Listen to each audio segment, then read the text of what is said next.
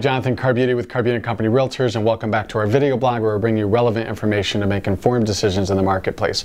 And today I wanted to kind of speak more towards first-time home buyers. And I know a lot of you first-time home buyers are excited to get out there and look at properties, and a lot of you are going to open houses and you're even looking online. But a lot of you guys aren't really thinking about the financing side of the house. You know, it's very easy to find a house and fall in love with it. But the worst thing you could do is walk into an open house or start working with a realtor and start looking at houses and fall in love with a home and not be able to afford it or know how you're going to finance it. Now, a lot of you guys are familiar with a lot of these great first-time homebuyer products out there like FHA. I know 80 to 85% of the first-time homebuyers are probably going FHA, and they're only putting 3.5% down. So on a typical $200,000 purchase, they only have to put $7,000 down out of pocket for their down payment. But a lot of you guys don't think about the closing cost aspect of it. So there's more to the down payment. So what I did was I just wrote out some typical closing costs that you would probably see in a purchase. So attorney fees, on the high side, I would say around $650. One-time title search fee of $225. Home inspection, if you choose to have one, which I highly recommend if you're a first-time home buyer. In the state of Connecticut, it's buyer beware. It's going to run you on the low side, maybe $400, on the high side, $550 for a single-family house. Appraisal and credit application.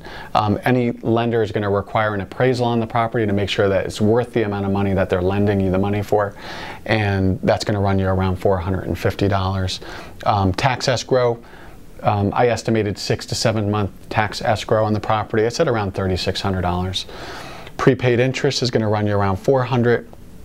Any lender is going to require the property to have an insurance policy, and they're going to require you to pay for the first year up front.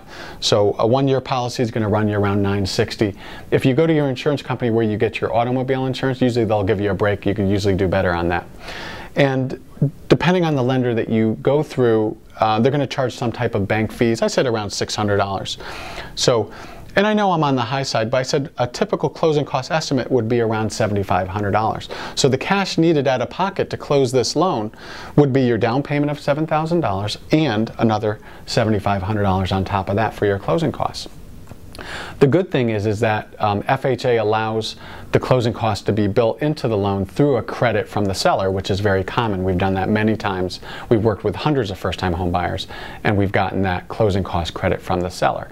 So this is something that, if you are interested in purchasing a house, we could talk in more detail. So if anybody has any questions about closing costs, or if you want to look at an actual housing cost estimate where we actually break it down for a specific property and show you what the actual numbers would be for that specific property, just give me a call at the number at the bottom of the screen, shoot me a quick email, and I'll get right back to you.